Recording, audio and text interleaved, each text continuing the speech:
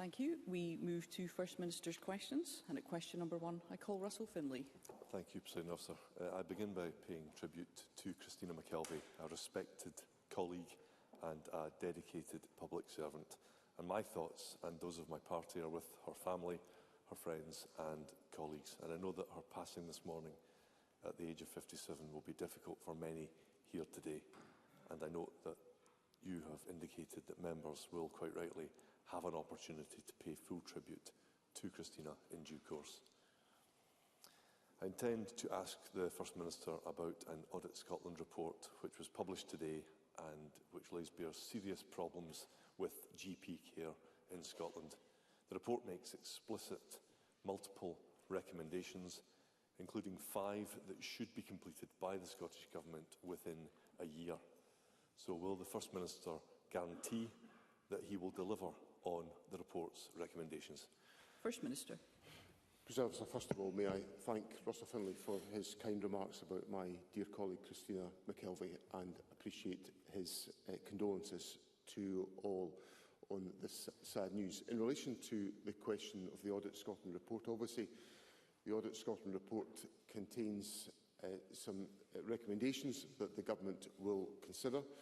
We are taking forward a series of investments to strengthen the access to healthcare within Scotland, and general practice is one of the areas where that access is at its most critical, and the Government's investment through, for example, the Primary Care Improvement Fund and other steps that have been taken to expand the workforce within general practice are part of the practical steps that we're taking to address the issues in the Audit Scotland report. Russell Finlay. These commitments should be delivered so that patients can get a face-to-face GP appointment when they need one. The Independent Auditor General's report states that the Government has not met previous pledges which should have been delivered by 2021. And his report calls for, and I quote, a clear delivery plan for general practice by the end of 2025 that includes specific actions, timescales and costs. So can the First Minister confirm that he will bring forward this plan by the end of the year for the benefit of patients across Scotland? First Minister. So, as I set out in my speech on the National Health Service in late January, there are a number of different interventions the Government is going to take to improve access to healthcare services. And right at the heart, as I said in my first answer, will be access to GP services. And the Government has set out our intention to explain the specific interventions that we will make in that respect, and that information will be shared publicly very soon. Now, of course, we start from a high platform here, in the sense that Scotland has the highest number of GPs per head of population in the United Kingdom. We are determined to build on that. We are also determined to expand the workforce within general practice. So, for example, we have employed over 3,500 whole-time equivalent staff in other primary care teams, which are designed to ensure that we boost access to healthcare. And we've also employed an additional 1,300 whole-time equivalent staff to support general practice through health boards.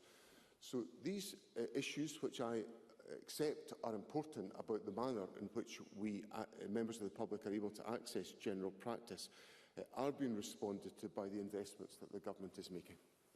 Russell Finlay. Thank you, President Officer.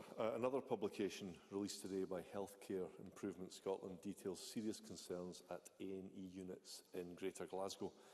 These problems are consistent with what's happening at hospital emergency departments across Scotland. The regulator says that it has become routine for ambulances to queue up outside Queen Elizabeth University Hospital and for patients to be treated in corridors. And the HIS report says that patient safety is being, and I quote, seriously compromised. So does the First Minister agree that it's unacceptable, and explain what steps he will take to put patient safety first? First Minister. Patient safety is an absolutely fundamental prerequisite of our healthcare system, and the report from Healthcare Improvement Scotland was designed to address the legitimate concerns raised by representatives of the staff in the emergency departments of NHS Greater Glasgow and Clyde, and I expect the board to implement and address the findings of the Healthcare Improvement Scotland report. And indeed, I'm confident that the board will do so. There has been an entire change of leadership in NHS Greater Glasgow and Clyde, with a new chair, new chief executive, new medical director in place in the board, taking forward, as the chief executive of the Health Board has made clear publicly, at pace and at scale, the reforms necessary. On the wider question, I understand the concern about access to accident and emergency services, but what I would reassure members of the public about is that we have been seeing for some weeks improvements in the performance of A&E units against the 4-hour standard, and that has been improving over a number of weeks as we recover from the significant disruption that was felt as a consequence of the flu outbreak which dominated over the Christmas-New Year period and well into January. So I think we are seeing a strengthening position within A&E, and of course on the substance of Russell Finlay's question about healthcare improvement Scotland, I expect those recommendations to be addressed by the board. So Finlay. Thank you. For its report, Healthcare Improvement Scotland surveyed NHS doctors and nurses working in 3 separate hospitals, and shockingly the majority of those surveyed said that patients rarely receive care that is either appropriate or timely. And the report makes a number of suggestions to NHS Greater Glasgow and Clyde, but it also makes 4 national recommendations to the Scottish Government. The report advises the Government to define new standards and introduce new guidance to improve the quality and safety of patient care. And these are sensible suggestions that could improve patient experiences and reduce NHS Scotland waiting times. So will John Swinney take the necessary and decisive action to make these changes, and if so, by when? First Minister. These are urgent priorities for me, Presiding Officer, because they get to the heart of what I think is the key issue that is affecting the performance of our healthcare system in a number of respects, which is the ability for us to manage flow within healthcare settings. So if a hospital is at full occupancy, for example, it is difficult for staff in an emergency department to admit individuals into hospitals if the hospital is congested. Now, what we are working to ensure, and then obviously if hospitals are congested because we don't have enough social care provision within the community, then that means that we will have delayed discharges within our hospitals. So there's an integrated link between emergency departments, hospital occupancy and delayed discharge. And I assure Mr Finlay that all 3 of these elements of the flow within the healthcare system are priorities for the Health Secretary and I as we undertake weekly scrutiny of the performance of the health system and the work to reduce waiting times. And it will also be strengthened by the point that Mr Finlay made to me in his first question, which is about strengthening access to general practice, so that at the earliest possible opportunity, individuals with healthcare requirements can get the appropriate treatment and support. And of course there is a wide variety of treatments and support available through pharmacies, through general practice and through other allied health professionals to whom we wish to improve access. Question number 2, Anna Sarwar. Presiding Officer, I'm so sorry at the passing of Christina McKelvie, and I know her pain will be felt most deeply in the SNP, but it will be felt across the Parliament. And my thoughts and the thoughts of the entire Scottish Labour Party are with Keith Brown, Christina's wider family, friends and all her colleagues across this Parliament. She was a dedicated local MSP, and her campaigning on women's health, particularly as she battled breast cancer herself, brought into the public eye many of the issues that are too often ignored. Yes, she was fierce politically at times, but she was also great fun. And across this chamber, and I assure you across all parties, many have lost a friend, and our deepest condolences go to all her family, friends and colleagues at this difficult time. The Chamber will know of my long-standing concerns about the leadership and culture at NHS Greater Glasgow and Clyde, and today's Health Improvement Scotland report into emergency departments across Greater Glasgow is devastating. Corridor care normalised, frontline A&E staff's repeated concerns ignored, worse still, staff bullied and silenced, and patient care compromised, often with devastating consequences. Does John Swinney think this is acceptable? First Minister. First of all, President Officer, may I thank Anna Sarwar for the generous remarks that he has made, and I appreciate the words that he's expressed about our dear colleague. In relation to the Healthcare Improvement Scotland report on Greater Glasgow and Clyde, I don't think that the practice that Mr Salwar recounts is acceptable. That's why Healthcare Improvement Scotland have responded to the concerns that have been expressed by the clinicians. In relation to I acknowledge the sustained questioning that Mr Salwar has led on the leadership of NHS Greater Glasgow and Clyde. As he will know, there is new leadership in place that is addressing and committed to addressing all of these questions that are raised in the report. And indeed, Professor Jan Gardner, the new Chief Executive of NHS Greater Glasgow and Clyde, has indicated publicly the commitment she has to addressing those recommendations with pace and at scale to ensure that the issues are properly addressed. Anna Sarwar. So I've been raising concerns for years with successive SNP Health Secretaries and First Ministers, but here we are again. This is just the latest report after 29 doctors raised concerns almost 2 years ago, and it exposes serious issues around the culture of NHS Greater Glasgow and Clyde. But it follows the same pattern. Patient safety compromised, staff ignored, bullied and silenced, and when they blow the whistle, the management deny their claims, intimidate them and attempt a cover-up. Staff describe the working environment as brutal and inhumane. They talk of moral distress or being haunted by some patient experiences leading to harm, and they say it's a constant battle to keep patients and staff safe and that there is no support from management. After years of warnings and hollow claims of lessons learnt, why is this SNP government allowing this rotten and at times fatal culture to continue?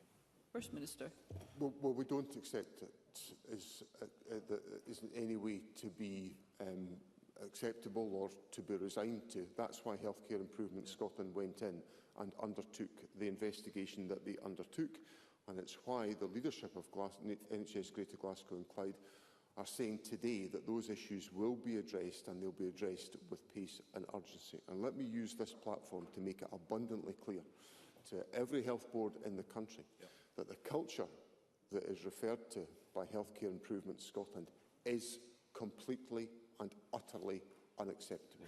Now, Scotland has a formidable record in general on improvements in patient safety. Indeed, our patient safety programme is very highly regarded internationally because of the work that it involves. However, the quality and strength of that patient safety programme will be undermined if there isn't a culture of acceptance of the need to tackle the behaviour that the Healthcare Improvement Scotland report highlights. So Mr Salwar has my assurance that in my communication and that of the Health Secretary to health boards, the contents of that report are unacceptable and they must be addressed by health boards around the country. Anna Sarwar. So the problem is that patients and staff have heard this before and the culture continues, because this report highlights the unacceptable normalisation of corridor care and patients stuck in ambulances outside A&E. 2/3 of staff surveyed felt patients rarely or never received appropriate and timely care. But for years, the Queen Elizabeth Hospital has been plagued by issues, often with deadly consequences. The most stark is the infection scandal that cost lives. And at every turn, patients, parents and staff have fought for answers but been frustrated by a rotten culture of cover-up. A public inquiry was agreed in 2019. The culture continues. The board was put into special measures. The culture continues. The first NHS board in Scotland to be investigated for corporate homicide, the culture continues. And as this latest report shows, patients are still being put at risk by a failing health board that's been empowered time and time again by this SNP government. It appears this SNP government is more interested in protecting managers and institutions rather than protecting patients and staff. So what will it take for that to change? First Minister. So I don't accept that characterisation of the approach of the government, because if that was the case, there would not be an inquiry into the Scottish Hospital's performance, and there would not have been a Healthcare Improvement Scotland analysis of Greater Glasgow and Clyde. So those are two examples where this government has been prepared to honestly confront real and acute difficulties within our health service, and I would expect that to be the case, and I give Mr Sarwar and Parliament the assurance that that will always be the case under my leadership. We will confront difficulties, we'll confront them openly and honestly to improve the experience of patients. Now, Mr Sarwar said that there was a normalisation of corridor care. Let me make it clear to Parliament, I don't accept that. I will not tolerate that. I will not normalise corridor care. I don't think it's a good idea to have corridor care. So what we have to do is address some of the issues I referred to in my last answer to Russell Finlay of improving the flow of patients through hospitals so we avoid corridor care. Mr Sarwar also said that patients are routinely denied appropriate and timely care. That's not. I accept there will be failings in the health service, but I don't think that is a fair characterisation of the National Health Service, because I think many people experience formidably high quality, professional, loving care from within the National Health Service, and I want to make sure that's the experience of everybody. Question number 3, Patrick Harvey. This Parliament has lost one of our very best today. And I want to offer my deepest sympathies and those of my party to everyone who knew and loved Christina McKelvie. Today is a moment of pain and sadness, but Christina's life and her extraordinary spirit deserve to be celebrated as well. In her first speech, she said she would rather be a citizen of a nation that looks to persuade and cooperate than bully and cajole. Now, she might have been talking about Scotland as a nation, but I think those words also captured the kind of person she was and the kind of politician she was. Lots of people in politics start out with those kind of values and ideals. Christina was someone who held fast to them. Compassion and kindness were at her core. As Christina's partner and our colleague Keith Brown said today, she lit up every room she was in. And I think that was certainly true of this room, our Parliament. She brightened it in every sense. The only question I would like to ask the First Minister today is, how does he think we can all bring that kindness and compassion into our work as Christina did? First Minister.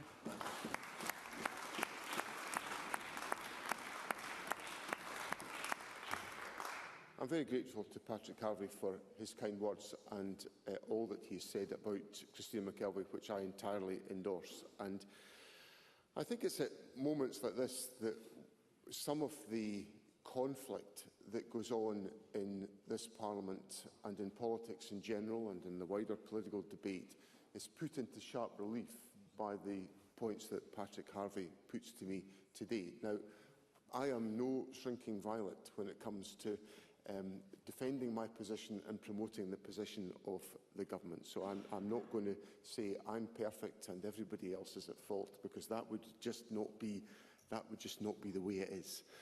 But I do think there are lessons to be learnt from the magnificent generosity of spirit of Christina McKelvie, who, despite the fact that she might have defended the government's position vigorously here, from this place, or my party's position from the backbenches when she was on the backbenches, but she would also wander out of the chamber with warmth and affection.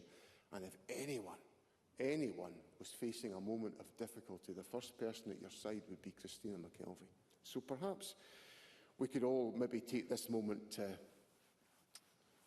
rebalance and recalibrate how we act and react in our politics, reminded by the astonishing example of Christina McKelvie. Thank you. Question number 4, Kenneth Gibson. Thank you, Presiding Officer, and I wish to convey my profound sadness at the untimely death of our brave and much-loved Christina McKelvie, sending heartfelt condolences to Keith and her family. She was truly a force of nature. To ask the First Minister what his response is to the UK Government's 2025 Spring Statement. First Minister. President Officer, the Government is concerned by a number of details within the UK Government's Spring Statement, not least of which the assessment which has emerged from the Department for Work and Pensions, that the measures contained in the Spring Statement are likely to drive 250,000 more people into relative poverty including 50,000 children. Those cuts to welfare have a direct impact on Scotland's budget. The Fraser-Vallender Institute has estimated that it will see a block grant adjustment to our budget that removes £455 million in 29-30. Ms Gibson. I thank the First Minister for that reply. Since Labour came to power, we've seen a shameful litany of broken manifesto promises, from rising household energy bills and denial of justice for WASPy women to imposing benefit cuts on disabled people and slashing public services. It's hardly surprising that long-standing Labour members have resigned, denouncing its betrayal of their own voters. Will the First Minister confirm that while Labour's Holyrood branch office meekly and embarrassingly chooses a policy of omerta in the face of UK Labour cuts, this SNP government will always stand up for the most vulnerable people in our communities? First Minister. Presiding Officer, the Scottish Government has legislated, for example, where we've acquired new powers on social security, to implement a social security system that's based on dignity and respect, and that will always be the approach that we take. We legislated for that to ensure that was the approach that was taken in the future. So Mr Gibson has my assurance that those values will always be at the heart of the decisions that are taken by the Scottish Government. I want to make sure that we put our focus into the necessary work to eradicate child poverty. That will become more challenging as a consequence of the Spring Statement, because we are once again, as we found with the last Conservative Government, swimming against a tide of rising poverty levels as a consequence of UK Government decision-making. Our data in Scotland released today demonstrates that we are seeing reducing levels of child poverty in Scotland, but that pattern will be challenged by the prevailing decisions that have been taken by the Spring Statement. Creek Hoy. Thank you, Presiding Officer, and can I add my expression of sympathy and condolence to the family and friends of Christina McKelvie, and particularly to our colleague Keith Brown. Presiding Officer, OBR forecasts released yesterday reveal that by the end of the decade, tax receipts from North Sea oil and gas will slump from £5.4 billion to just £2.3 billion as a result of declining production. First Minister, how can this be described as a just transition? First Minister. Presiding Officer, I've been sort of listening to lots of debate over many years, including certainly during the 2014 referendum, that indicated that oil revenues were not going to be a source of strength for Scotland in the future. I think what Mr Hoy is alighting on is the challenges that exist as a consequence of a declining oil basin. We have to adjust to that. We have to put in place the measures to tackle those issues, and that's what the Government is doing. Question number 5, Murdo Fraser. Thank you, Presiding Officer. To ask the First Minister what action the Scottish Government is taking to reduce waiting times for children and adolescents for the diagnosis of autism and ADHD. First Minister. Presiding Officer, long waits for support are unacceptable, which is why we are working closely with health boards and local authorities to ensure they are tackled. As part of this work, we have allocated £123 million to health boards this year to support improvements across a range of mental health services, including neurodevelopmental services. Murdo Fraser. I thank the First Minister for his response. As I am sure he is aware, last week NHS Tayside announced it would no longer accept referrals for diagnosis for autism and ADHD from children or adolescents unless they have other mental health conditions, a decision that the National Autistic Society have described as beyond comprehension. Elsewhere in Scotland, we see similar issues with long waiting times of 5 years or more, arising from a severe shortage of qualified professionals and therefore an inability for health services to meet the rising level of demand. So what action is the Scottish Government taking to address the concerns of many young people and their parents that they will not now be able to access the help they desperately need? First Minister.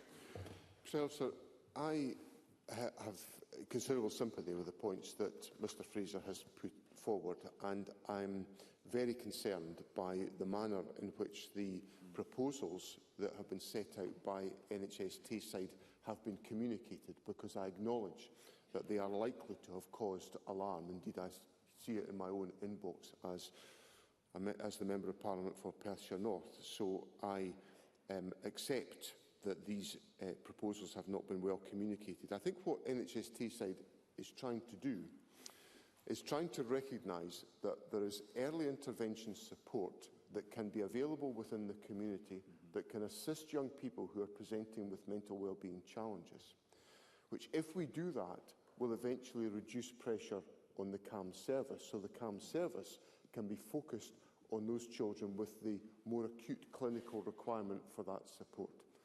That's what is proposed. I don't think that's been particularly well communicated to members of the public.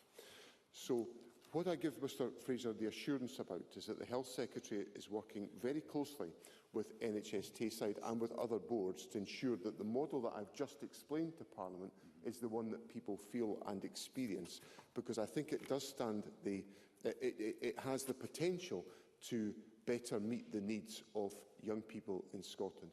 And for reassurance, can I say to Mr Fraser and to Parliament that for the first time ever, national performance against the 18-week CAMS standard has been met, with 90.6% of children and young people starting treatment within 18 weeks of referral. Now, that is progress because we have increased CAMS staffing levels by 63% in the last decade. But if we are truly to meet the challenging presentations of mental well-being that young people are experiencing today, which I think has been exacerbated by the COVID pandemic and by other factors in our society, we have to put in place the earlier intervention services which were somewhat missing from the NHS Tayside announcement. Stuart McMillan. Thank you, Presiding Officer. This is a difficult day for us all, and my heartfelt condolences to our dear friend and colleague Keith Brown, MSP, and also to Christina's family. First, Presiding Officer and First Minister, I have a constituent whose daughter is awaiting an ADHD assessment. She sees a counsellor once a week in school while awaiting an appointment with a neurodevelopmental service. They've said that they want to wait to see her when she is in primary 7, but even then there is still a 26-month waiting list.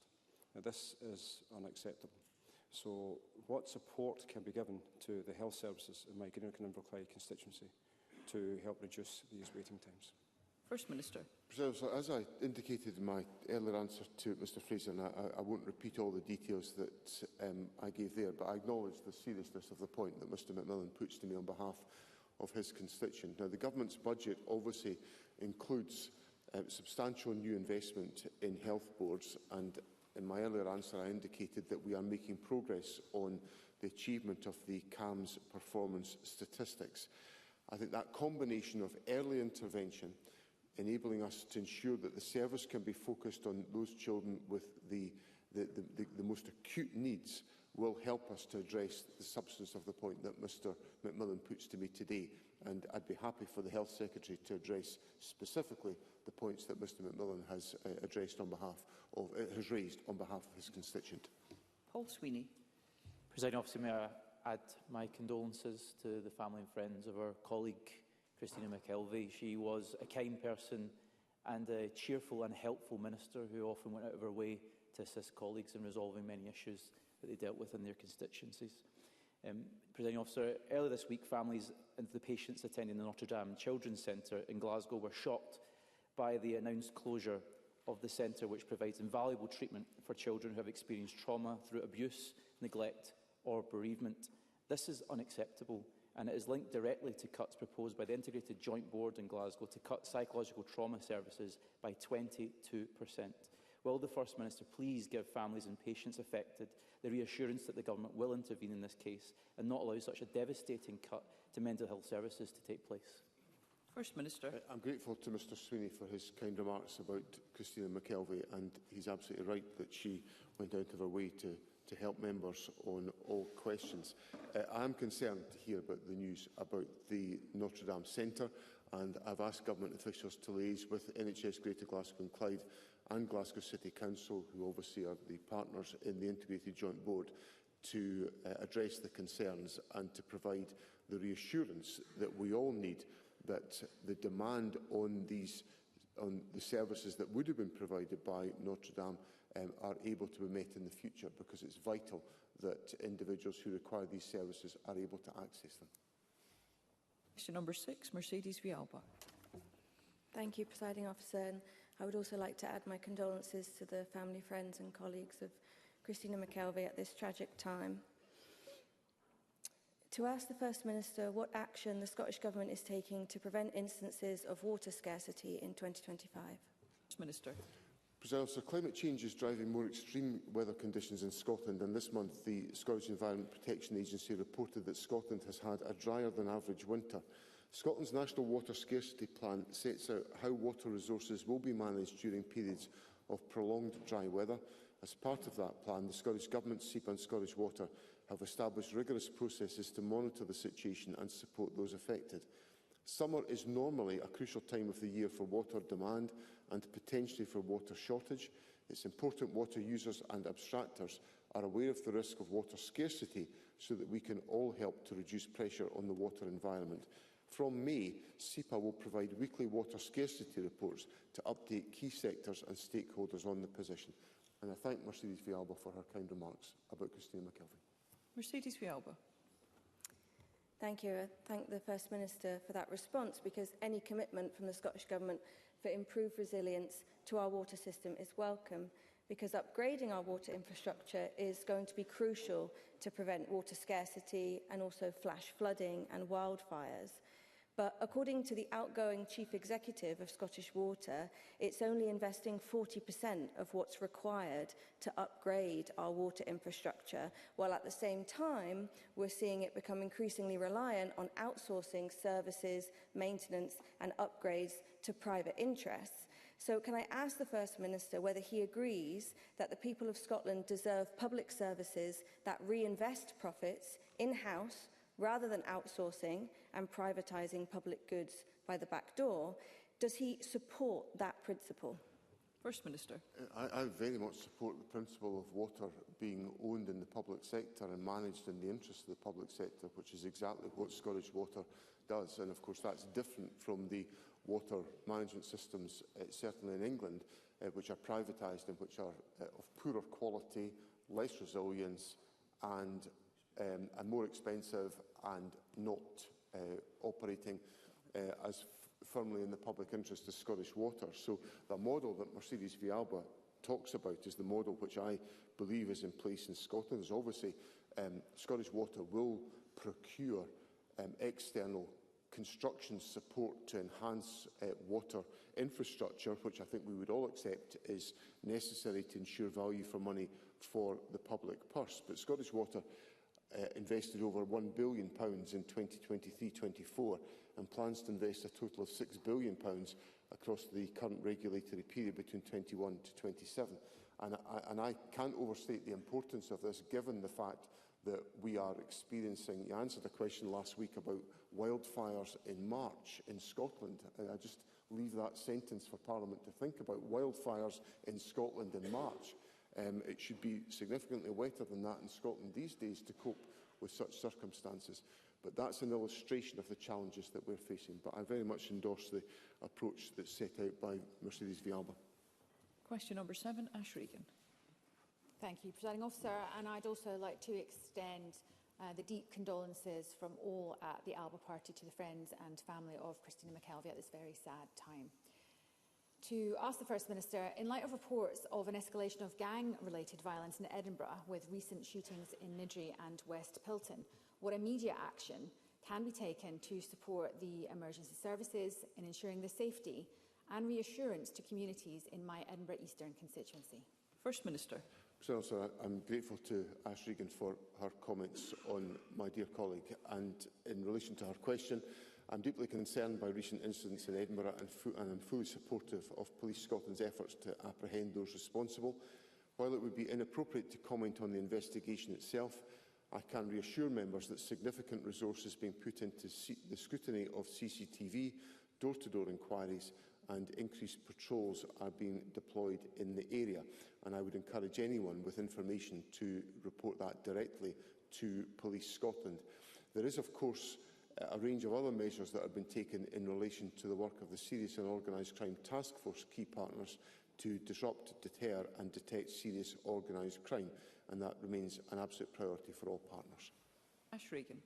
the very serious concerns that were raised at the Scottish Police Federation conference over issues like officer burnout and under-resourcing leading to reactive policing must be urgently addressed to support our police, who in turn support our community safety.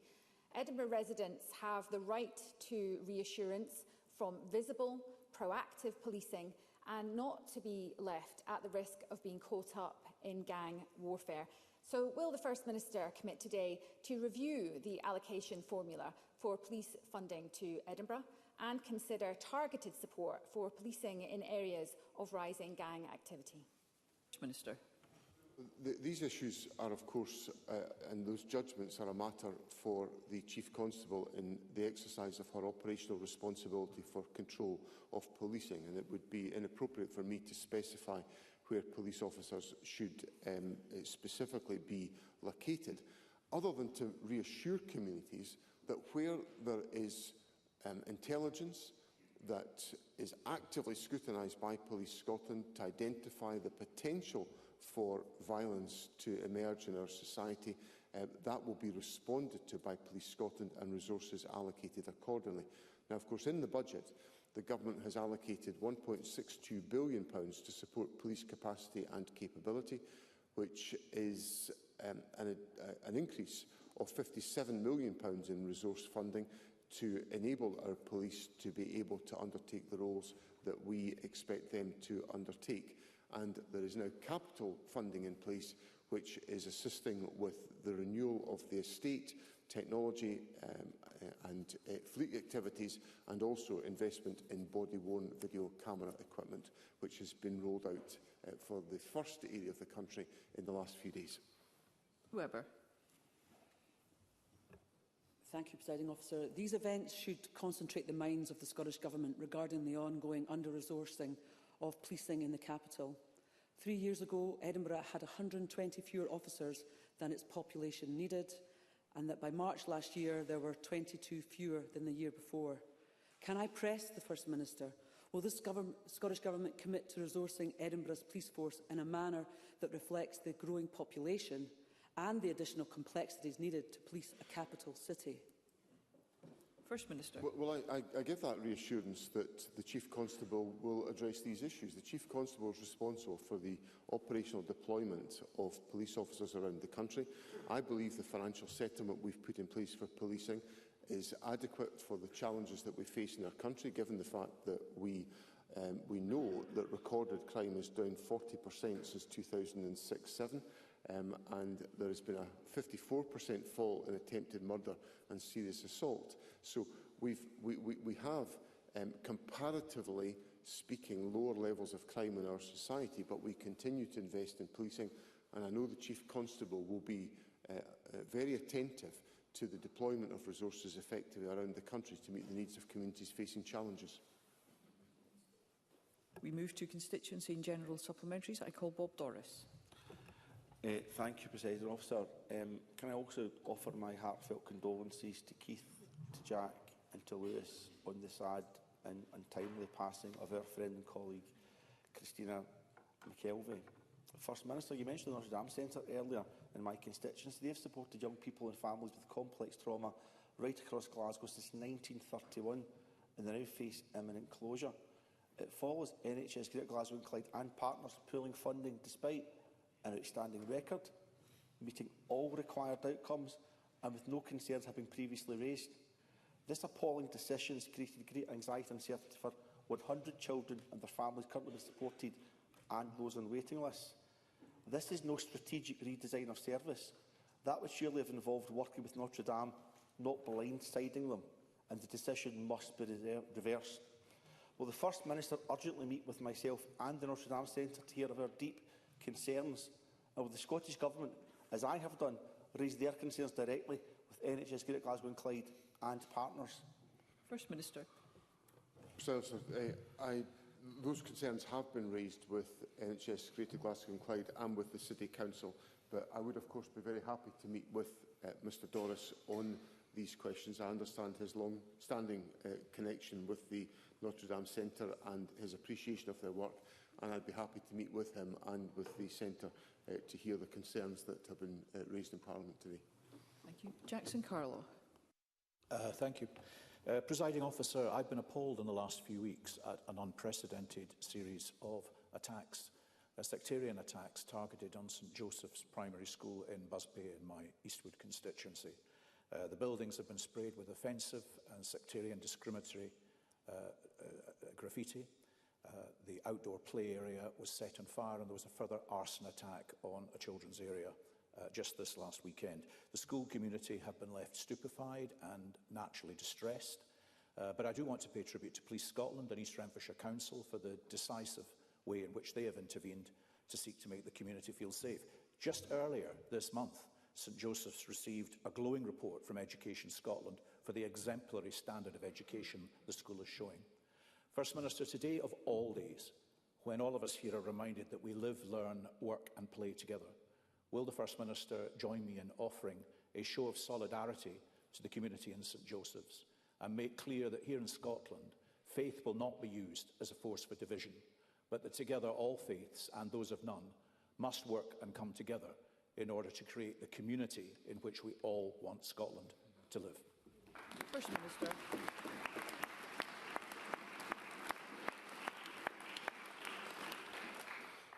Not for the first time in my life, I find myself in huge agreement with Mr Carlow on the comments that he makes.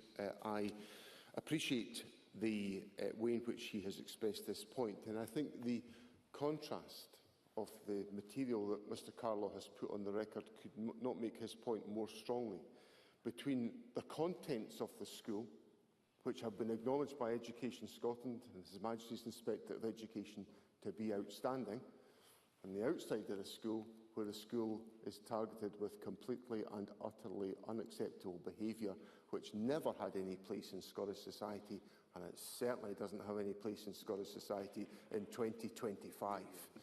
So, I endorse entirely Mr Carlow's comments, and perhaps maybe the best way through this is for Mr Carlow and I to visit St Joseph's School, and we could perhaps have a Q&A session and see how we both get on at the school in front of the pupils, but it would be an indication of my warm appreciation of the strength of the school and what it does for the children of that community. Pam Duncan-Glancy. Thank you, Presiding Officer, and I'd like to start by saying today thank you to Christina McKelvie for the warmth and kindness that she showed me as a newbie in this Parliament in the early days of myself in this place. I'll be forever grateful for her kindness and warmth, and I'd like to add my condolences to that of others, to Keith Brown, to Christina and to all those who loved her. Presiding Officer, Glasgow's Integration Joint Board is planning to axe its supported living service. It's used by nearly 40 people across the city, including people living with dementia, as part of efforts to plug the £42.5 million funding gap. The decision will reportedly save £2.8 million, but staff have warned that mainstream provision simply won't meet the complex needs of those affected. One woman said she will no longer be able to live the life she has now if the support is taken away. So can I ask the First Minister, will he step in and help protect this vital service to ensure that those who rely on it are not abandoned? First Minister. So in the recent budget that Parliament passed, the Government did two things which I think potentially helped to address the issues that Pam Duncan-Glancy put to me. Firstly, we increased the NHS budget, or the Health and Social Care budget, I should say, to over £21 billion to ensure that there was an uplift that would enable investment in local services.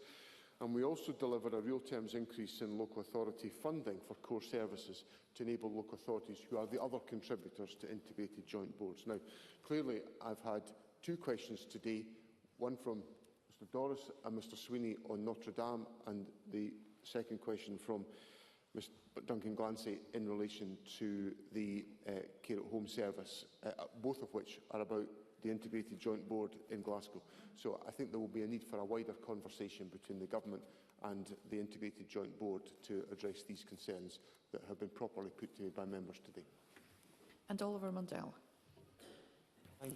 Thank you, Presiding Officer, and can I associate myself with all of the tributes that have been made to Christina McKelvie I know how deeply she'll be missed, and my thoughts and prayers are with Keith Brown and her whole family. Yesterday, community councils across my constituency received a notification from Police Scotland that officers will no longer attend their meetings, given the rising and competing demands and challenges on policing.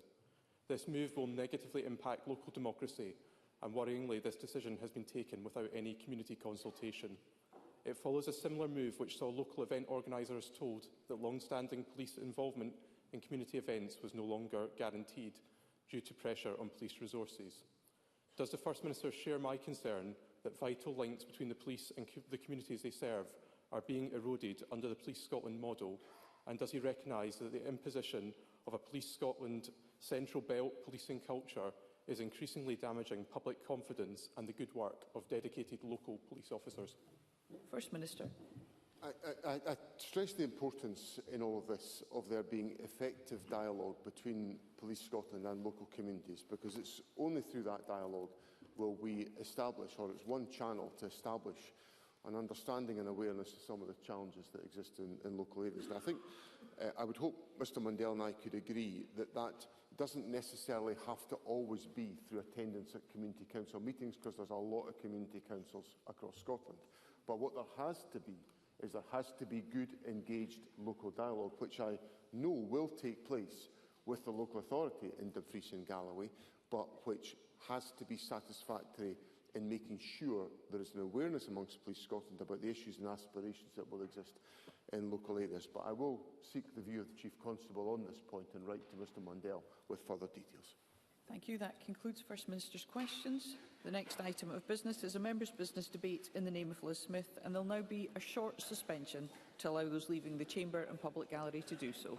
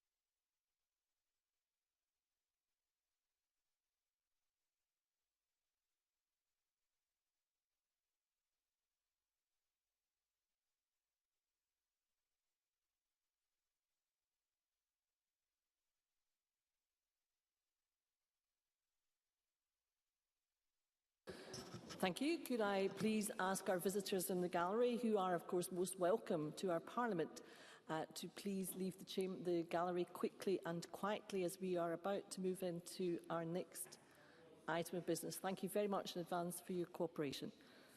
So, the next item of business is a members' business debate on motion 16128 in the name of Liz Smith on 300 years of the Black Watch. This debate will be concluded without any questions being put, and I call on Liz Smith to open the debate. Around 7 minutes, please. Thank you, and first of all, may I thank all colleagues who signed the motion. Can I thank the First Minister for his presence? I know he has deep connections with the Black Watch, and also can I extend a very warm welcome to members of the Black Watch Association with their famous red hackles to the public gallery today. We are, of course, marking the tercentenary of the origins of the Black Watch, a momentous event which provides us with the opportunity to reflect on the impact of this very proud regiment over the course of its long history, something which we know was greatly treasured by the late Queen Mother, who was the regiment's longest-serving Colonel-in-Chief. The Black Watch formed in a unique way during a period of instability in the Scottish Highlands. As we all know, Jacobitism, the desire of some clans to return the House of Stuart to the British throne, precipitated several rebellions in the early 18th century. And in 1725, 6 independent companies, later called the Black Watch, were raised by General George Wade, comprising clans deemed loyal to the Crown, including the Campbells, the Grants, the Munros, and indeed the esteemed Clan Fraser, who I have no doubt we will hear a little bit more from in this debate. The Highland Watches, as they were collectively known, were tasked with policing the Highlands and enforcing the Disarming Act, gaining distinction from regular soldiers as the Umfrekan and do, because of their dark tartan kilts, which of course still remain a staple of the uniform today. King George II authorised the raising of a further 4 companies, which together would form a regiment of the line, first parading at Aberfeldy in 1740. 2 years later, the regiment was sent to Flanders to fight the French, leaving much historical speculation as to whether the Jacobite rebellion in 1745, culminating in the final large-scale battle on British soil, the Battle of Culloden, could have been possible had the Black Watch remained stationed in the Highlands. And the subsequent defeat of Charles Edward Stuart's forces ended decades of civil unrest on the British Isles, creating stability at home and enabling global colonial expansion. It did not take long for the Black Watch to gain its worldwide reputation for fearlessness in the face of the enemy. In the regiment's very first engagement at the Battle of Fontenoy in 1745, a French officer described the Black Watch, and I quote, as Highland furies who rushed in on us with more violence than ever did the sea driven by a tempest. And despite British defeat, the regiment's valiant conduct was noticed by the Duke of Cumberland, greatly impressed by its Highland style of fighting. Throughout the 18th and 19th centuries, the Black Watch was heavily involved in every major British campaign across the globe, starting with the 7 Years' War on the North American continent. During the subsequent American War of Independence, the Black Watch contributed to the crushing defeat of George Washington's forces at the Battle of Long Island in 1776. And of course, the Black Watch was in the thick of the fighting during the 1815 Battle of Waterloo, the final defeat of Napoleon Bonaparte, paving the way for Pax Britannica and Britain's rise to global dominance. Throughout this period, the Black Watch was active across the globe, in the Crimea, India, Egypt, Sudan and South Africa, and I look forward to other members' contributions when they may choose to delve deeper into some of the gallantry across the world shaped the international reputation of the very proud regiment. The Black Watch was, of course, also involved in some of our country's darkest moments. In the First World War, the regiment was seriously depleted, suffering over 8,000 fatalities in costly battles such as Loos, the Somme and Passchendaele. And among those killed was Fergus Bosleyan, brother of the late Queen Mother. In the Second World War, the Black Watch were victims of the German Blitzkrieg in France, but they rebounded, contributing to the defeat of Erwin Rommel's forces at the Battle of El Alamein, one of the major turning points of the war, and participating in the invasions of Sicily and Normandy and in Burma, when Field Marshal Earl Wavell was the most distinguished Black Watch officer, was the Commander-in-Chief and Viceroy of India. Throughout the post-war era, the Black Watch was in Korea and engaged in peacekeeping and counterinsurgency roles once again in Kenya, Cyprus, the Troubles in Northern Ireland and Iraq. In 1963, the Black Watch Pipes and Drums and Military Band toured the USA, where they were invited to play at the White House. 9 days later, President Kennedy was assassinated, and Jacqueline Kennedy requested that the Black Watch Pipe Major and 8 pipers play at his funeral, and they led the funeral cortege from the White House to Washington Cathedral. Just as it had been active during the rapid expansion of the empire, soldiers from the Black Watch were also the last troops to leave Hong Kong during the handover of 1997, marking the end of the British Empire. Many changes and reforms have impacted on the Black Watch over the centuries, including the, at the time, highly controversial merger in 2006 of the distinct Scottish regiments into the Royal Regiment of Scotland. And During my early days of election campaigning, along with the First Minister at the time, that was a very emotive issue, not least because the regiment was on active duty in Iraq at the time. Nonetheless, what has never changed is the exceptionally high regard in which this regiment is held, not just in Britain, but across the world. And one only has to look across the Atlantic to the Canadian Black Watch, with its own Highland heritage of tartan, bagpipes and the distinct red hackle, to appreciate some of the far-reaching legacy. I want to finish by honouring all those who have served and died in this historic Highland Regiment, and to pledge our support to the veterans and their families who are with us today.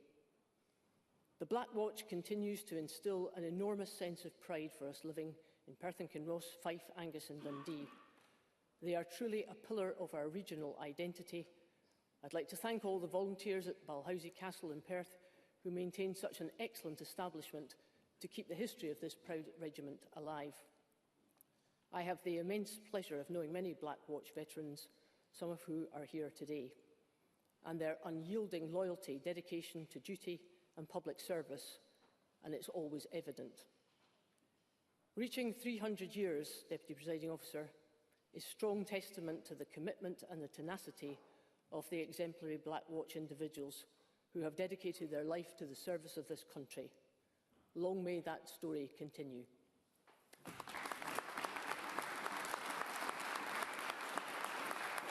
Thank you. Thank you, Ms Smith. I now call Edward Mountain to be followed by Paul Sweeney. Mr Mountain.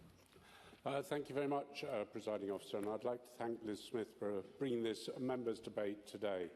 Now, Presiding Officer, I'm slightly nervous to be standing here today because my ex-brigade commander, Brigadier Gary Barnett, is sitting up there, and I'd just like to say to him, I've spent a lot of time in this Parliament trying to convince everyone that I was a good soldier, and your memories of all the good things that happened in your brigade, Brigadier, of course, were down to me, and I don't know who was responsible for the bad things. But it's delighting to see you all here today and to look back on the Black Watch. Now, if I just say, it's probably quite odd for a household cavalryman to be standing here paying tribute to the Black Watch, and it's probably quite odd for somebody who represents the Highlands to be standing here paying tribute to the Black Watch. We are now joined as one, but maybe as before there was a certain amount of rivalry. But there is no doubt, as an ex-soldier, I have a huge amount of respect for all the work that the Black Watch has done during our long history and our recent history, especially in Korea, as has already been mentioned, in Kenya, Northern Ireland, Afghanistan and Iraq. There are the huge areas of our history which have relied on the Black Watch. Now, I'd just like to talk about one particular member of the Black Watch who I found quite interesting. And I'm sure I'm going to get this story wrong, but I did as what research I could. But it was about a William Speakman Pitt, who I believe served in Korea in 1951. Now, he was one of your VC winners, and I think a worthy VC winner, because let's look at his history. On the 4th of November in 1951, when things were particularly difficult, he filled his pockets with grenades and charged forward to the Chinese, hurling his grenades till he ran out. He then ran back to his lines, collected more grenades and some of his colleagues, and charged back into the Chinese lines, throwing more hand grenades to break up their charge. Sadly, that didn't work, so they had to resort to throwing anything they had, which appeared to be mess tins, cans, and a large amount of beer bottles. And now these beer bottles, I'm reliably informed from the record, came about purely to be in the lines of the Black Watch, to be filled with water so that they could cool the machine guns. How they were emptied were not actually cleared in the dispatches, but he was obviously a worthy VC winner. And there are other acts of bravery that I've seen in the Black Watch history. But I think that's one, and I think the representation I like is, I've heard it's Beer Bottle Bill, the VC winner. I don't know if that's right, but I'm sure you'll correct me afterwards, but he is a worthy winner. And I would just like to say that people like him typify the valiant soldiers that have served in the Black Watch. And I always, when I was a soldier in the British Army, which I was for 12 years, would have liked to have had the Black Watch at my side, but not always to have a brigade commander from the Black Watch in charge of me. Thank you, Presiding Officer. Thank you, Mr Mountain. I now call Paul Swinney to be followed by Alexander Stewart. Mr Swinney. Thank you, Deputy Presiding Officer. And it is a privilege to participate in this debate, and I congratulate my colleague Ms Smith for securing the motion for members' business. And she did a fine job of adumbrating the illustrious and gallant history of one of Scotland's famous line infantry regiments. As a Glaswegian, it pains me to say it, of course, as someone with close association with the Royal Highland Fusiliers of Glasgow. But it's welcome that even under the new regime of the Royal Regiment of Scotland, the Black Watch, 3 Scots, and the Royal Highland Fusiliers, 2 Scots, are the only 2 remaining line infantry regiments or battalions within the Royal Regiment of Scotland to retain their pipes and drums, which is perhaps a sad indication of the decline of the line infantry in Scotland in recent years, but nonetheless it's still a tangible thread for the illustrious history of the regiment. The Royal Edinburgh Military Tattoo, for example, is more often than not the Black Watch and the Royal Highland Fusiliers that keep the residual traditions of those cap badges alive. And indeed, Ms Smith did outline the great gambit of history over a tercentenary period, and of course it has not been without challenges in recent years. Of course, we have had a number of tragic losses in recent operations. Many young people lost their lives in operations in Iraq and Afghanistan. And of course, I think back just over 20 years ago to the very fraught period during the deployment in central Iraq to Camp Dogwood, the so-called Triangle of Death, where sadly 3 members of the regiment lost their lives. Sergeant Stuart Gray, 31 years old, Private Paul Lowe, 19 years old, and Private Scott McArdle, 22 years old. It just strikes you the youth of many of these young soldiers who go out and put themselves in harm's way for the interests of our country, and indeed many more besides. And indeed one of my own friends, Private Robert Hetherington, who was in the reserves with 7 Scots, the 7th Battalion, sadly lost his life in Afghanistan on the 30th of April 2013. Seems strange that it's so long ago now, but it was a very real and visceral memory to lose such a close friend. It is a real loss, and it's felt keenly by all members of a regimental family, and that is why it's such a close-knit organisation. And I commend the members of the Regimental Association for carrying on the fine traditions of the regiment, and particularly through the Regimental Museum, which is a fine establishment in Perth. I also note Ms Smith mentioned the regiment's role in the handover of Hong Kong in 1997, and it was a funny thing that I actually realised that my officer commanding my company, Major McCord, actually carried the Queen's colour out of Hong Kong on that parade. He only found out very late in the day that that was what he had done in his early career as a young officer in the Black Watch. And he was a fine officer and a brilliant mentor to me as a young soldier, as a reservist in the Royal Regiment of Scotland and 6 Scots. But I think the traditions and the spirit of the Black Watch carries on through the Royal Regiment of Scotland today, which is aiming to celebrate its 20th anniversary next year, formation, in fact 20 years to the month next year. So as we look towards the traditions and the ethos of the Black Watch, the great history of that regiment, 14 Victoria Crosses and many other awards for gallantry over the 3 centuries of its establishment, its involvement in every major conflict this country has been engaged in, the gallantry of the young men from Forfar, Angus, Dundee, Perthshire, and their contribution to this country's martial traditions. It's important, and it's a worthy thing to commemorate it today. I think the late President John F. Kennedy, on meeting the regiment in the lawn of the White House, asked the name of the motto of the regiment, and the commanding officer said, "Nemo me impune licessit," no one strikes me with impunity. And the President rather jokingly remarked, "That's probably a good motto for the rest of us." And indeed in politics it's probably a good motto as much as anything in the combat and the back and forth of politics. So a fine regiment with a great tradition, which is carried on today as part of the Royal Regiment of Scotland. And as we look towards the next era for the line infantry in Scotland, let's hope we can continue to support the efforts to build the regiment and to maintain these fine traditions. Thank you very much. Thank you, Mr Swinney. I now call Alexander Stewart to be followed by Emma Harper. Mr Stewart. Thank you, Presiding Officer. I'm delighted to be able to contribute to this afternoon's debate celebrating 300 years of the Black Watch.